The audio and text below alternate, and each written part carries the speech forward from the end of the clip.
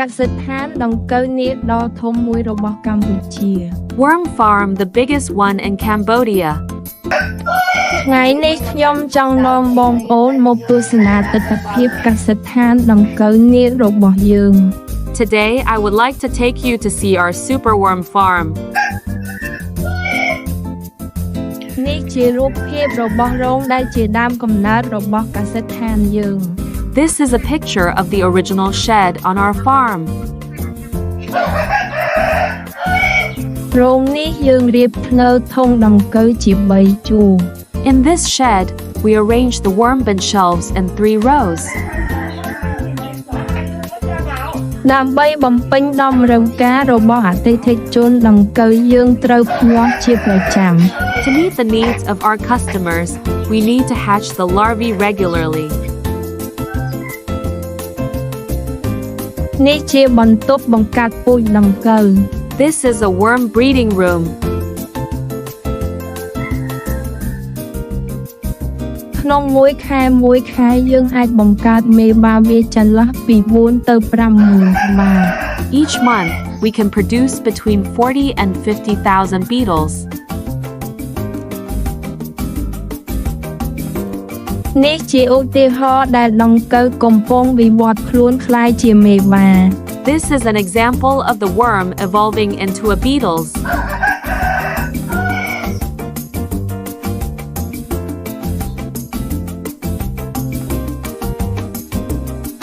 ឥឡូវយើងងាកចេញពីរោងចាស់ឆ្ពោះមកកាន់រោងថ្មី Now we turn from the old shed to the new shed. នៅចន្លោះរោងនិងផ្លូវដើរគឺយើងមានរៀបអាងចិញ្ចឹមត្រី Between the shed and the walkway, we have a fish pond. អាងទី1មានប្រវែង14ម៉ែត្រទទឹង2ម៉ែត្រនិងជម្រៅ7 ទឹក The first pool is 14 meters long, 2 meters wide, and 0.7 meter deep. ឥឡូវសូមបង្ហាញបងប្អូនពីទិដ្ឋភាពក្នុងរោងទី2ម្ដង Now, let me show you the view from the second shed. Hey, it's me. ក្នុងរោងទី2នេះក៏យើងមានរៀបចំធ្នើបង្កាត់ពូជដង្កូវដូចរោងទី1ដែរ In this second shed, we also have a worm breeding shelf like the first shed too. នេះជាធ្នើចិញ្ចឹមកន្លាតលូប៊ី This is a dubia cockroach breeding shelf. វាជាប្រភេទកន្លាតដែលមានដើមកំណើតពីអាមេរិកកាដាល It is a type of cockroach native to Central America. វាមានទំហំខ្លួនធំរស់នៅស្អាតហើយគ្មានក្លិនទេ It is large, clean, and odorless. រោងទាំងពីររបស់យើងត្រូវតែមានដង្កូវស្តុកទុកជាប្រចាំ Both of our sheds must be stocked with worms regularly. ដើម្បីត្រៀមទុកបម្រើអតិថិជនឲ្យបានទាន់ពេលវេលា To be ready to serve customers on time.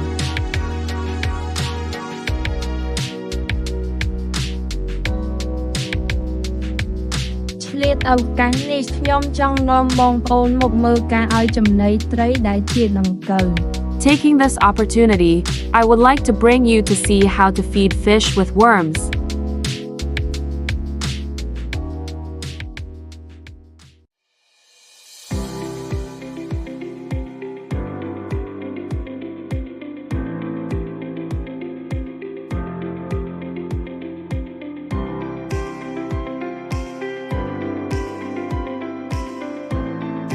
ត្រីដែលឆីដង្កូវជាអាហារគឺឆាប់ធំខ្លាំងណាស់3ខែចាប់លក់បាន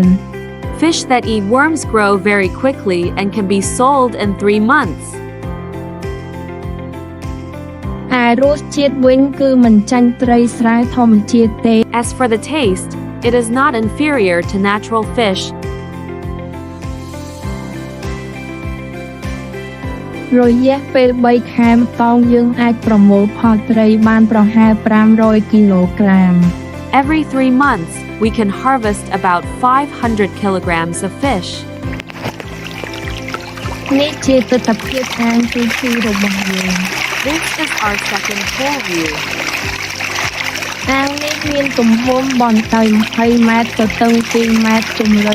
7ទឹក This pool is 20 meters long, 2 meters wide, and 0.7 meter deep.